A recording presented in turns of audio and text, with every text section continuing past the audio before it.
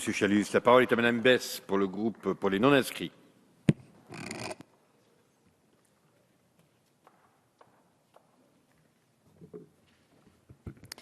Monsieur le Président, Madame la Ministre, la transition énergétique, nul ne le conteste, est un enjeu majeur pour la France. Au-delà des économies que cela peut engendrer, il s'agit de préparer l'avenir et d'abord celui des générations futures. Le constat est unanime, il est absolument nécessaire que la France entre pleinement dans une transition énergétique efficace, impliquant tout le monde. Ce qu'il nous faut aujourd'hui, nous le savons tous, c'est apporter une réponse sur le long terme, une réponse durable. Et c'est bien tout le problème de ce projet de loi qui manque de cohérence, ce qui le rend éphémère. Contrairement à ce que certains affirment, notamment les ayatollahs de la décroissance, l'empreinte de l'homme n'est pas toujours mauvaise sur notre environnement. Tout l'enjeu réside dans l'équilibre entre le développement et la pérennité dans lequel s'inscrit ce développement, c'est-à-dire entre, d'un côté, le développement des activités humaines et l'amélioration de notre quotidien, et d'autre part, la préservation de la nature et la protection de notre qualité de vie.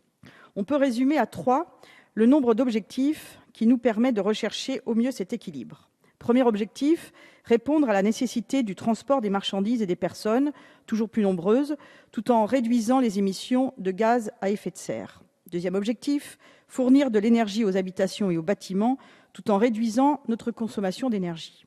Et enfin, troisième objectif, utiliser nos ressources naturelles tout en préservant notre environnement. Malheureusement, ce projet de loi transition énergétique ne répond pas pleinement à ces défis. Bien au contraire, ce projet de loi va à l'encontre d'une réelle transition énergétique, parce qu'en réalité, il va à l'encontre de l'intérêt des Français et de notre intérêt à tous. Il y a 3 raisons à cela. La première, c'est que la transition énergétique que vous proposez ne s'inscrit pas dans un vrai projet de développement durable. Si le développement de notre pays est énergivore, il n'en reste pas moins indispensable. Il est même plus que jamais nécessaire d'avancer lorsque l'on constate, comme tout le monde, la réalité de la concurrence mondiale et du chômage de masse. Or, que propose-t-on, par exemple, pour accompagner cette croissance que nous attendons tous ? De nouvelles formes d'énergie dites renouvelables, comme les éoliennes, que vous voulez voir fleurir partout dans nos paysages, et en particulier dans nos paysages naturels. Alors parlons-en de ces éoliennes, parce que c'est un point qui me paraît particulièrement important.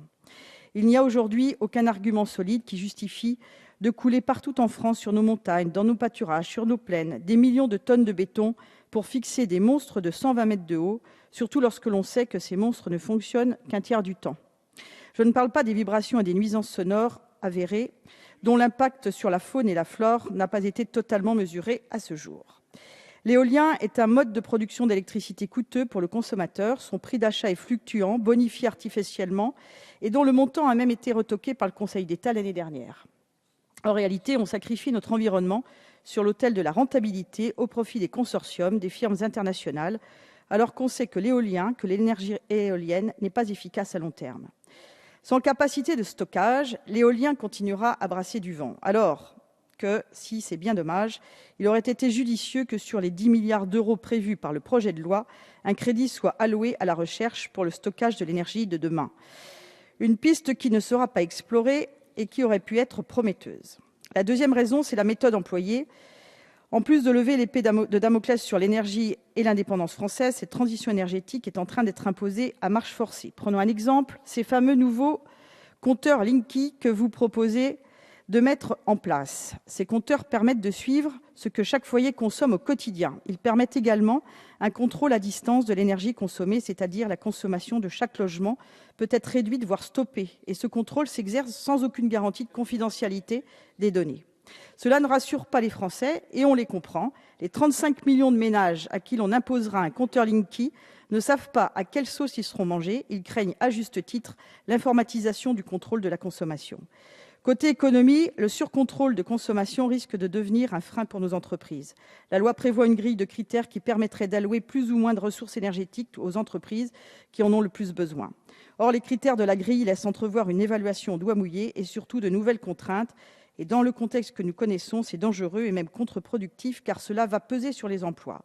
Sans compter qu'aujourd'hui, le coût du dispositif Linky n'est pas connu.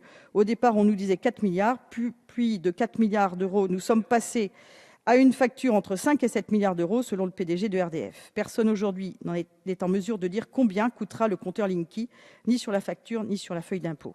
Enfin, troisième et dernier point, les solutions proposées pour la rénovation énergétique des bâtiments ne sont pas à la hauteur des enjeux. Aujourd'hui, 75% de notre électricité vient de nos centrales nucléaires, 99% des voitures ne sont pas électriques. C'est un constat, nous sommes trop dépendants du nucléaire et du pétrole. Donc oui, il faut opérer une transition énergétique. Nous devons diversifier les sources d'énergie, mais pour cela, il faut y voir clair. Côté financement, c'est le brouillard complet. On nous parle de 10 milliards d'euros débloqués par l'État, mais on ne sait rien de ce que cela coûtera finalement aux familles ni aux collectivités. On avance en tâtonnant, sans compter que pour rénover nos bâtiments conformément aux exigences de la transition énergétique, il faut investir. Or, qui investit aujourd'hui? Personne, ou en tout cas plus grand monde. Les entreprises du bâtiment le savent bien.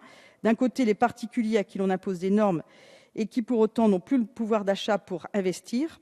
Et de l'autre côté, les collectivités territoriales qui subissent la baisse des dotations de l'État et qui voient donc leur capacité d'investissement considérablement diminuer. Madame la ministre, ce projet de loi est, excusez-moi le propos, mais mal ficelé et il est décalé par rapport à la conjoncture actuelle. Merci.